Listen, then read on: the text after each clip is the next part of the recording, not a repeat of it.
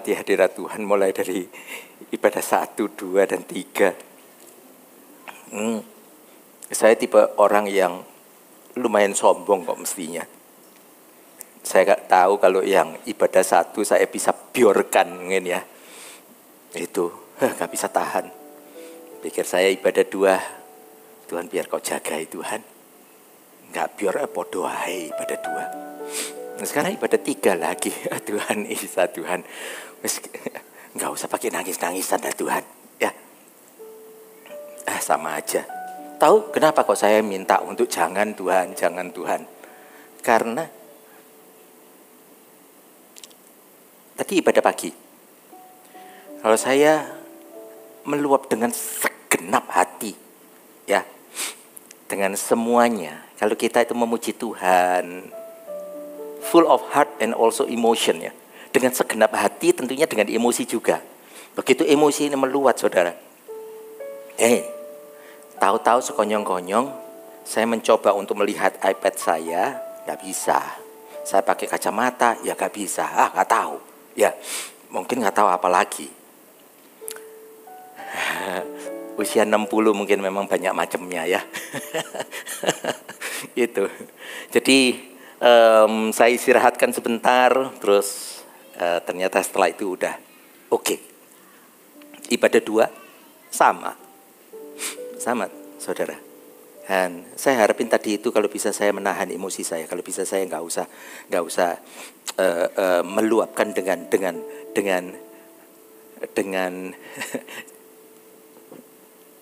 cucuran air mata yang kelewat itu loh ya. Ya, itu ternyata yang nggak bisa nahan dari hati ya, tetap keluar apa adanya. Itu, maka akibatnya ya sama. Itu, saya sekarang ini masih belum stabil untuk melihatnya, nggak apa-apa. Udah saya lepas dulu kacamata, sebentar lagi kita akan memasukinya. Tapi saya kepingin untuk ngomong begini ya, Tuhan itu begitu baiknya ya. Ya, saya merenungkan itu. Ini tipe orang seperti saya. Saya merenungkan satu firman itu 1 bulan. Jadi saya udah mencanangkan nanti tanggal 18 Desember saya akan membawakan firman untuk Natal. Pikiran saya sudah di sana. Jadi saya orang perencanaan, segala sesuatunya direncanakan. Jadi semuanya dari jauh-jauh itu. Ya, master of perenungan. Kalau kira-kira kalau ada yang berkata seperti itu. Tetapi ngerenung nggak mari-mari itu ceritanya. Nggak tahu pernah ada nggak yang macamnya seperti itu ya. Jadi merenungkan terus saja. Ahli di dalam perenungan, tapi kurang di dalam action. Itu ya. Kalau ada yang mengikuti yang dari dulu. Saya ini juga dimuridkan oleh Pak Yudi Kusmanto. Ada yang tahu Pak Yudi Kusmanto? Banyak yang nggak tahu ya. Berapa banyak? Jujur, angkat tangan. Nanti tak kasih bocoran nih. Kenapa? Lumayan ternyata. Oke. Pak Yudi Kusmanto dulu bersama dengan saya menjadi kopastor. Kopastor itu adalah saya ya juga gembala, Pak Yudi juga gembala. Tapi Pak Yudi ini dia menjadi regional. Jadi ada di atas saya. Jadi saya itu juga disupervisi oleh Pak Yudi Kusmanto. Sementara untuk menjalankan yang ada di Klampis, kami ini kopastor. Jadi kalau saya mau tanya sama Pak Yudi, selalu saya tanya begini. Kok bicara ini sebagai atasan regional ataukah sama kopastor? Kalau sama kopastor, saya itu akan tanya gini. Oh, kira-kira kalau gini ya apa? Nggak bisa. Kalau kita udah perencanaan mengenai acara yang ada di dalam Klampis. Tapi kalau Pak Yudi udah nyampaikan sesuatu, kalau yang ini jalankan seperti ini, oh berarti menggunakan jubahnya dia menjadi regional. Saya tahu persis. Maka saya hanya berkata, saya lakukan kok. Karena dia bicara dari seorang yang juga menggembalakan saya. Ya. Nah kalau Ko Yudi itu luar biasa saudara. Ya. Satu kali waktu pernah, 1 minggu, itu saya khotbah beberapa kali mestinya. Nah khotbah di pukul 7. Saya udah siapkan semuanya. Dan setelah saya khotbahkan, tahu-tahu yang harusnya pukul 10 saya juga khotbah, itu Ko Yudi itu datang. Dia berkata kepada saya di kantor di bawah, paling capek ya. Saya bilang ya lumayan. Itu ya. Tahukah saudara kalau khotbah itu capek saudara? Iya, sungguh capek. Ya, apalagi kalau saudara bertanya seperti altar call. Altar call itu capek, lebih capek lagi daripada khotbah. Isa merasakan seperti ada tenaga itu keluar, kesedot. Rasanya seperti itu. Ya. Nah, kalau Ko Yudi langsung datang dan berkata, "Oh Pak Liang khotbah apa?" gitu ya. Itu 9.30 dia datang dan dia langsung tanya. Begitu dia tanya, terus langsung memberi instruksi kepada saya, "Baik, Ko Liang kembali aja naik ke lantai 3. Tunggu di sana sertai dengan jemaat. Nanti saya akan naik dan saya yang khotbah." Itu Pak Yudi. Oke, jam 10 saya bersama dengan yang lainnya bagian PAW naikkan pujian 10.30 10.40 itu. Terus Ko Yudi naik dan dia menyampaikan firman. Tahu saudara, firman yang disampaikan persis plak. Bayangin, persis sama. Saya sampai tinggal apa ya? Bahasa Indonesia apa? Termanggu-manggu. Ya, Inggrisnya ngowo. Itu ceritanya. Karena bisa persis plek. Saya bikin khotbah, merenungkan lama-lama. Sekarang Bapak Ibu Saudara bisa merasakan. Ya. Jadi bayangin, saya menyiapkan yang ini aja 1 bulan. Zaman dulu kalau itu Pastor Judi Kusmanto menyiapkannya setengah jam bisa persis itu. Itu loh. Itu perbedaannya. Tapi setiap daripada kita itu mau dipakai oleh Tuhan itu dengan cara yang berbeda. Semua setiap daripada kita. Saya tahu itu tantangan saya, urusan khotbah buat saya. Kalau boleh saya itu nggak usah khotbah. Nyiapkannya 1 bulan, apalagi yang macam seperti ini. 1 bulan, doa, perenungan, jalan terus. Tinggal 2 minggu, tahu-tahu Tuhan bicara sesuatu. Aku mau berkati anak-anakku. Gitu. Dalam hati saya menganggapnya gini, ya sudah, Tuhan. Tadinya Tuhan bicara, katanya ada altar call yang di belakang daripada ibadah. Iya, tapi aku juga mau memberkati anak-anakku yang sakit penyakit. Oke, terus Tuhan bicara lagi. Tuhan berkata, ibadah yang satu yang sakit penyakitnya adalah area kaki. Oke Tuhan. Nah, terus beritahu, ada nanti bagiannya kepala, dan yang satunya lagi yang bagian internisnya, dalamnya, penyakit dalam. Oke Tuhan. Nah, antara yang kepala dengan penyakit dalam ini, tanya terus sama Tuhan gak ngasih bocoran. Yang muncul dalam pikiran saya, wow, tahu tawar-menawar sama Tuhan? Ya, tawar-menawar sama Tuhan. Tuhan, ini host pastor. Gimana Tuhan? Kalau engkau tentukan yang di altar call sakitnya kaki, di ibadah 1. Lah kalau yang di ibadah 3 ada yang sakit kaki terus gimana? Kira-kira nanti yang memiliki penyakit dalam di ibadah 2 terus gimana? Ya, kita maunya gini. Wes gabung semua aja Tuhan. Tak sebutin semua ya. Itu. Di saat pergumulan macam gitu Tuhan tuh bicara begini. Enggak. Tuhan meminta kepada pembicara itu adalah untuk tetap taat dan setia. Tapi keinginan kita senantiasa berapa langkah di depan. Itu keinginan kita. Jadi kadang-kadang kita itu bisa mengetahui, iya, itulah kelemahan saya. Saya kepingin untuk, Tuhan semua ya, enggak. Terus mulai merencanakan khotbah. Saya bikin skematiknya. Saya tahu ibadah 1, ibadah 2. Mungkin yang ini 1, yang ini juga sama. Apa yang keluar dari saya itu hanya 30 atau 20% dari apa yang saya persiapkan. Enggak keluar semua. Terus saya juga berkata kepada Tuhan, Tuhan aku enggak pernah Tuhan altar call 2 kali. Masa sekali kurang tak? Untuk apa? Kita selalu tinggal di dalam pergumulan dalam hati. Terutama beberapa orang yang selalu menggunakan logika. Kita selalu bermain dengan logika. Tetapi Tuhan itu berjalan dengan hadiratnya. Itulah yang beda. Buat saya Tuhan, khotbah itu pergumulan habis. Itu kelemahan saya. Tapi Tuhan tetap percayakan kejemaatan. Yang Tuhan minta adalah taat dan setia. Gak ada yang lain. Itulah yang kita lalui bersama. Dan saya mengetahui Tuhan akan terus membawa hidup kita, di mana Tuhan rindu untuk memberkati kita lebih dan lebih lagi. Sekarang barusan mulai action, mulai kebaca. Nah, tadi nggak begitu kebaca, saudara. Oke, saudara.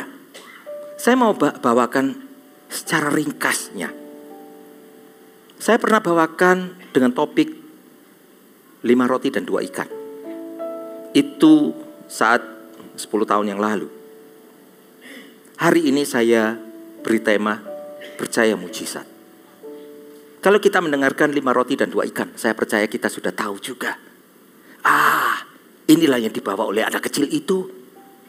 Dibawa dan murid-muridnya berkata kepada Tuhan, Tuhan, hanya ada 5 roti dan 2 ikan, Tuhan. Di saat Yesus hadir di mana dikerumuni oleh banyak orang, yang boleh kita lihat adalah temanya itu Yesus memberi makan 5.000 orang. Kita mengetahui yang akan diberi makan itu begitu banyak. Dan kita pun juga belajar dari firman Tuhan, di mana Tuhan itu menyatakan kalau 5.000 orang ini yang dihitung hanya laki-lakinya, enggak termasuk yang perempuan dan anak-anak. Oleh karena itu, ini saat nanti kalau melalui seperti survei zaman dulu, ya, mereka berkata setidaknya ada 20.000 orang sampai 25.000 orang. Itu yang ada.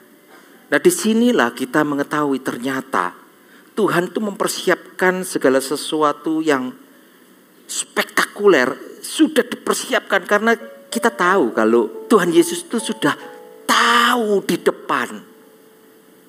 Kenali saudara, sebelum hari ini kita ibadah, Tuhan sudah tahu jauh sebelumnya.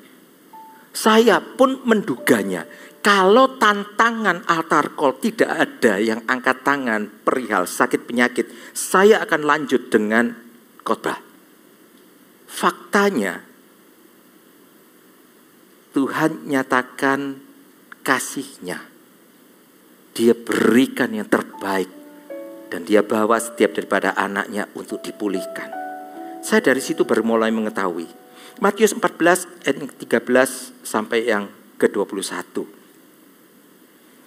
Firman Tuhan berkata, setelah Yesus mendengar berita itu, menyingkirlah ia dari situ dan hendak mengasingkan diri dan dengan perahu ke tempat yang sunyi, tetapi orang banyak mendengarnya dan mengikuti dia dan mengambil jalan darat dari kota-kota mereka. Semuanya berkerumun mengerumuni Tuhan Yesus. Mereka mau datang karena semua orang telah mengetahui inilah sang mujizat. Dari lidah bibirnya disampaikan berita baik. Ayat yang ke-14 dikatakan, ketika Yesus mendarat, ia melihat orang banyak yang besar jumlahnya. Maka tergeraklah hatinya oleh belas kasihan kepada mereka dan ia menyembuhkan mereka yang sakit.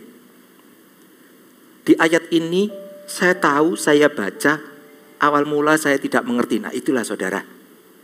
Terkadang kita itu mempersiapkan segala sesuatu tetapi kita sendiri tidak mengetahui sebenarnya Tuhan itu mau melangkah kemana. Ayat ini saya hanya dengan logika, ya Yesus banyak di dalam Alkitab yang dikatakan tergerak hatinya dengan belas kasihan, menyembuhkan orang dengan miracle-nya, banyak.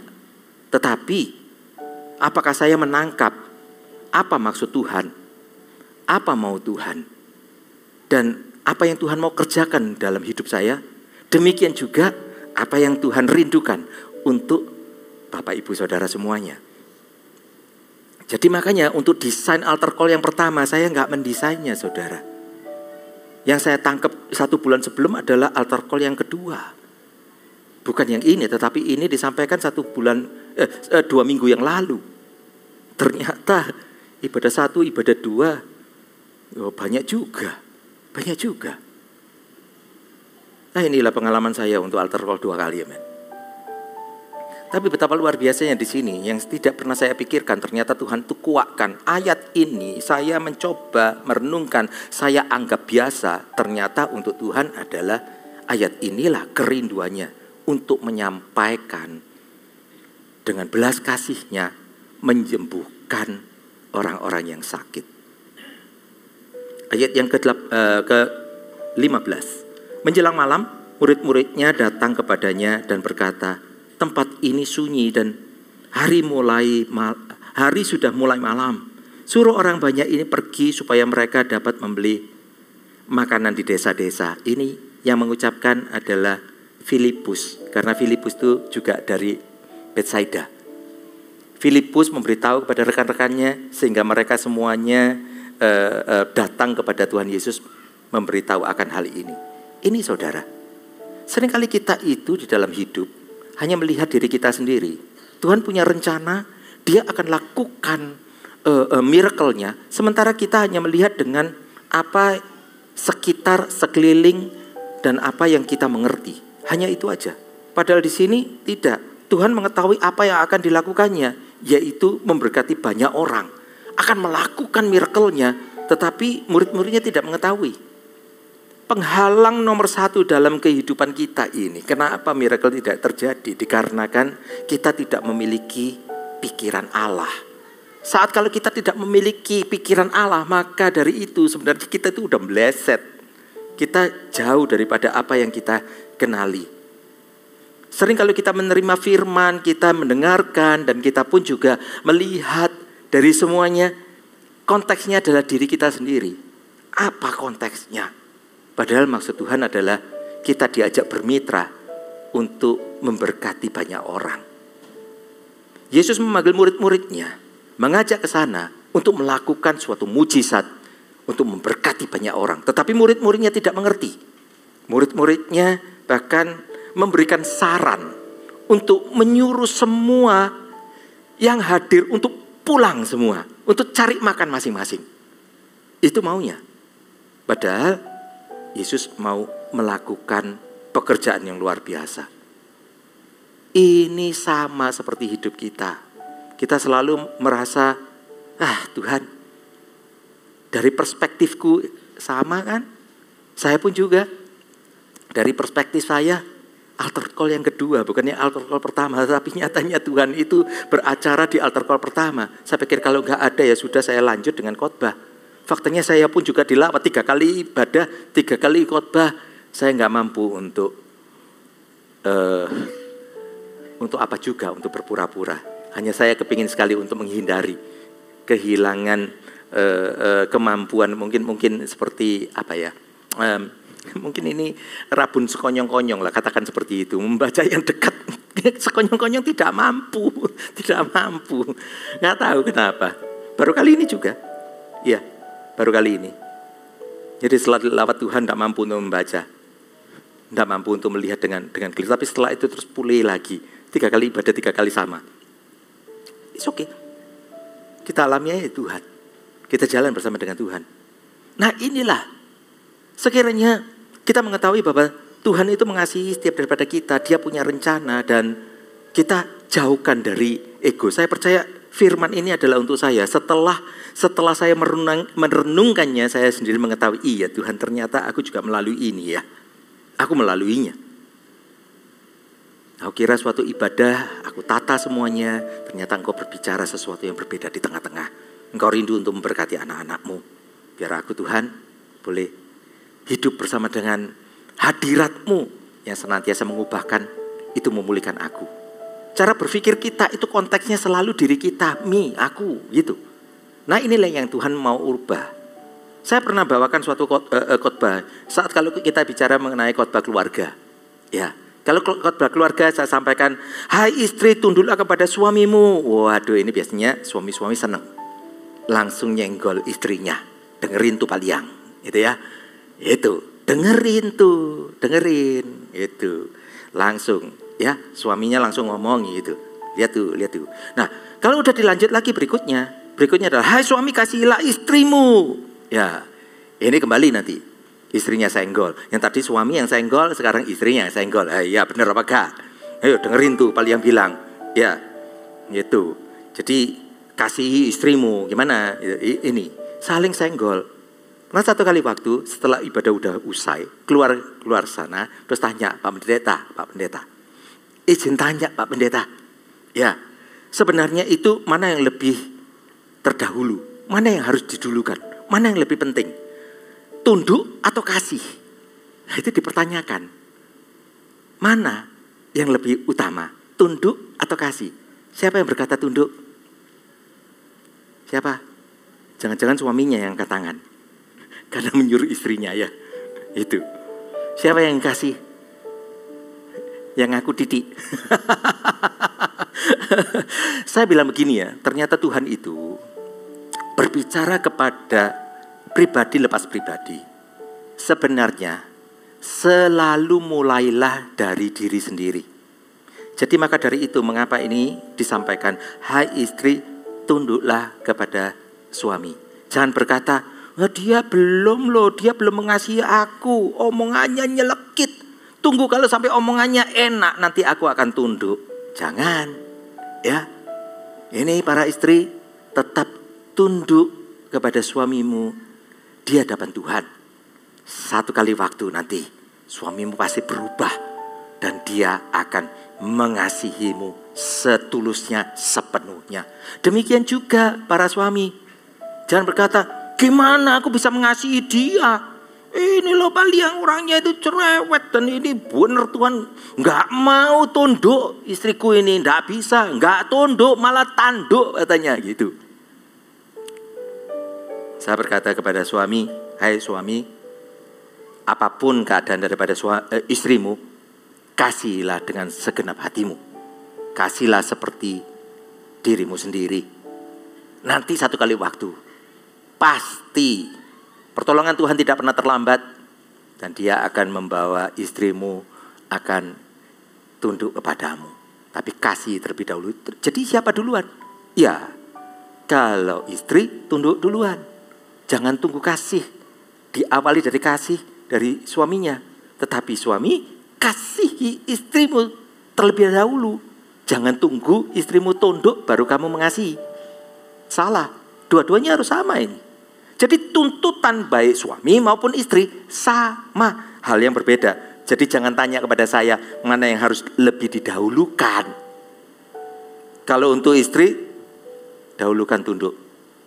Kalau suami, dahulukan kasih. Kalau kita tahu seperti ini, maka kita menangkap firman Tuhan. Maka keharmonisan di dalam rumah tangga pasti terjadi. Perselisihan dikarenakan kita menerjemahkan firman Tuhan dengan seenak dan mau hati kita sendiri. Nah inilah kacaunya. Di ayat berikutnya, ayat yang ke-16 dikatakan, tetapi Yesus berkata kepada mereka, tidak perlu mereka pergi. Kamu harus memberi mereka makan. Wah ini langsung. Mereka berkata, wah memberi makan sekian banyak. Dari mana ini? Nah itulah. Maka dari itu mereka bersama mengatakan ada anak yang membawa hanya 5 roti 2 ikan. Hanya ini aja. Tapi bukankah ini sesuatu yang indah? Dalam hidup kita sebenarnya Tuhan pun juga memberikan yang ada dalam hati kita. Mungkin kita itu tidak memiliki sesuatu apapun saudara. Tetapi bukankah di dalam kehidupan kita masih memiliki hati? Hati ini kita bawa di hadapan Tuhan. Bukan hal yang lainnya, tetapi hati inilah yang terpenting. Saya pernah membawakan yaitu minyak seorang janda di mana berkata kepada Elisa, menyatakan suaminya meninggal, tetapi meninggalkan hutang. Dan Elisa juga bertanya kepada si ibu ini, apakah yang dapat ku perbuat bagimu? Terus tanya, apa yang kau punya di rumah? Nah ini si janda ini berkata, tidak punya sesuatu apapun di rumah, kecuali sebuah buli-buli berisi minyak. Mungkin bapak ibu saudara juga berkata, aku gak punya apa-apa. Gak ada apa-apa. Di sini juga dikatakan tidak punya apa-apa kecuali sebuah buli-buli berisi minyak. Bukankah ini mengartikan bahwa mungkin kalau kita gak punya apa-apa, kita masih memiliki hati. Kita memiliki Roh Kudus. Bukankah ini menyatakan bahwa kita ada hati yang ada Roh Kudus di dalamnya. Kalau kita nggak memiliki yang lainnya, naikkan dari hatimu. Naikkan pujian kepadanya. Bawa hatimu. Saat kalau Bapak Ibu Saudara membawakan pujian, Tuhan akan lawat kita. Kalau kita mengucap syukur kepadanya, maka pujian itu sungguh akan melawat kehidupan kita. Mungkin kita hari ini tidak bawa apa-apa, nggak punya apa-apa. Nggak apa-apa, letakkan tangan di dada dan berkata, thanks for your stubborn love for me. Karena kasih Tuhan itu adalah memberi yang terbaik untuk kita. Semuanya seutuhnya. Just grace and mercy that I see. Kita nggak mengerti. Tuhan berikan 100, kita ngertinya cuma 10. From my heart comes a simple song. With desire I will sing. Kita mungkin gak punya apa-apa, tetapi dari hati kita mau menaikkan pujian itu, memberikan yang terbaik. Jesus, I love you. Jesus, I love you. Though the season may change, till your love will remain. Jesus, I love you. Kita gak punya apa-apa, tetapi mengucap syukur. Jesus, I love you. Katakan dan panggil, ucapkan syukur. Jesus, I love you. Hear the cry of my heart. Know every word is true. Jesus, I love you.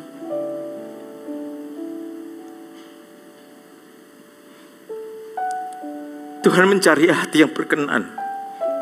Bukan suaramu, bukan suaraku, bukan berapa banyak lagu yang kita naikkan, tetapi hati yang murni di hadapannya. Itu yang dicari oleh Tuhan. Saat kalau saudara udah nyanyikan itu, gak punya lainnya, gak apa-apa. Yang terutama memang miliki hati yang mau memuji, menyembah. Libatkan Roh Kudus masuk di dalamnya, pulih-pulih dengan minyaknya. Engkau miliki, berarti sudah ada itu 5 roti dan 2 ikan. Tetapi berikutnya di ayat 18 Yesus berkata, bawalah kemari kepadaku. Mengapa? Itulah panggilan Tuhan. Itulah yang Tuhan minta. Saudara boleh punya dalam hati ada Roh Kudus, tetapi belum tentu saudara mau meresponi loh. Makanya Yesus berkata, bawalah kepadaku. Itulah altar call. Jadi jangan sematkan dalam pikiran saudara, bulan lalu sudah. Ngapain dipanggilin terus tiap minggu? Ngapain? Saya berkata kepada saudara, di saat itu kebutuhanmu, inilah hadiratnya yang menjamahmu, memulihkanmu, memenangkanmu, mengubahkanmu, mengisi segalanya, menjadi penuh, dan hidupmu tak sama lagi. Tak akan ada gunanya 2 roti dan 5 ikan tanpa diserahkan ke dalam tangan Tuhan. Tak ada gunanya engkau memiliki hati duduk di sana dengan kepenuhan Roh Kudus tanpa mau meresponi panggilannya. Apabila engkau tidak melangkahkan kakimu dan engkau berikan ke tangan Yesus, sang pembuat miracle itu. Busuk. Tanpa kau sadari, Roh Kudus akan pergi dari hatimu, meninggalkanmu lagi, dan hatimu akan gersang lagi. Responi. Jangan hatimu salah. Jangan berkata minggu lalu sudah. Ngapain hari ini dipanggil lagi? Cukuplah sudah. Jangan keraskan hati. Jangan keraskan hati. Oh, di depan udah penuh tuh, udah gak ada lainnya. Masih ada geng B-nya. Di mana ada tempat engkau dapat berdiri, lari aja. Tempat di mana engkau dapat berdiri, tinggalkan kursimu. Bawa barangmu, tinggalkan kursimu. Engkau akan dipulihkan oleh Tuhan. Karena itu yang berperkara adalah pribadimu. Kau bawa hatimu, yang penuh dengan Roh Kudus. Yang sekarang itu istilah kasar kita yang mau berkata di sini ini. Kalian semua termasuk aku. Hati ini seperti roti yang fresh from the oven. Ini, jangan biarkan busuk. Jangan pulang dari tempat ini semuanya kacau. Karena Yesus berkata, bawalah kemari kepadaku. Bawa kemari kepadaku. Jangan dia akan mengubahkan. Yang berikutnya dikatakan, lalu disuruhnya orang banyak itu duduk di rumput. Dan setelah diambilnya 5 roti dan 2 ikan itu, Yesus menengadah ke langit dan mengucap berkat. Lalu memecah-pecahkan roti itu dan memberikannya kepada murid-muridnya. Lalu murid-muridnya itu membagi-bagikannya kepada orang banyak. Bukankah kita mengetahui betapa luar biasanya keajaiban tinggal di dalam Tuhan.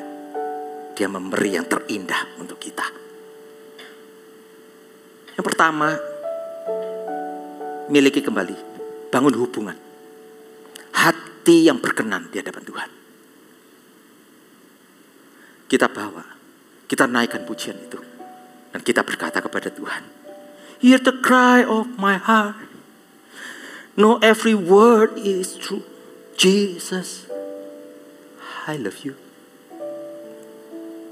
Berkata kepada Tuhan, apabila engkau sungguh mencintainya. Bukankah Tuhan juga berkata, jangan hanya 5 roti 2 ikan meminta miracle-nya. Bukankah firman Tuhan telah dikatakan di Matius 6:33, tetapi carilah dahulu kerajaan Allah dan kebenarannya, maka semuanya itu akan ditambahkan kepadamu.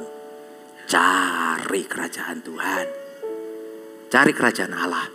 Desain dirimu bahwa engkau akan melangkah bersama dengan Tuhan. Wah, kejar apa yang ada di tempat ini. Oh Tuhan, kau betapa luar biasanya kau bawa. Semakin hari semakin melimpah dengan banyak orang di sini. Tahukah saudara kira-kira satu kali ibadah seperti begini berapa jumlah volunteer yang dibutuhkan? Tahu? Minim 100, 120. Banyak ini yang saya catat satu persatu. Ada yang namanya crowd. Untuk ngatur keramaian dan lain-lainnya. Asyirnya ada, data ministry, prayer, FLC, welcome lounge, green room, general affair, sound, multimedia, lighting, service manager, interpreter, art management. Ya ampun, 14 divisi. Saya rasa ini masih belum semuanya. Begitu luar biasanya. Bagaimana dengan Bapak Ibu Saudara? Cari kerajaan Allah dan kebenarannya. Desainkan diri saudara, ambil bagian. Minta kepada Tuhan, jamah hatiku Tuhan. Engkau beri aku keahlian untuk mungkin multimedia, aku bisa lakukan ini. Engkau berikan keahlian, aku bisa translate dan yang lain-lainnya. Semua dipersiapkan. Kelihatannya masih lama, Februari nanti itu akan Servolution. Saya dengarnya begitu. Tapi persiapan mulai dari sekarang, ikut CG. Kita ditempa di sana, di bawah hidup kita, perlengkapi diri dengan MSJ, nanti pertumbuhan CG dalam CGT. Kita bisa mengetahui bahwa apa yang kita miliki ini, Tuhan akan multiplikasikan. Setiap daripada kita, bukankah Tuhan itu rindu untuk membawa hati kita untuk dipercaya lebih? Gak ada yang lain loh. Ditambah-tambahkan untuk dipercaya lebih. Asal kalau kita berkata, ya Tuhan, aku mau. Dan dari sanalah firman berkata, dan mereka semuanya makan sampai kenyang. Kemudian orang mengumpulkan potongan-potongan roti yang sisa 12 bakul penuh. Yang ikut makan kira-kira 5.000 laki-laki, tidak termasuk perempuan dan anak-anak. Luar biasa, 20.000 lebih. Para penyembah boleh naik ke atas. Kita sekarang mengetahui, jangan hanya membawa hati, tetapi kita tidak mau menyerahkan ke dalam tangan Tuhan.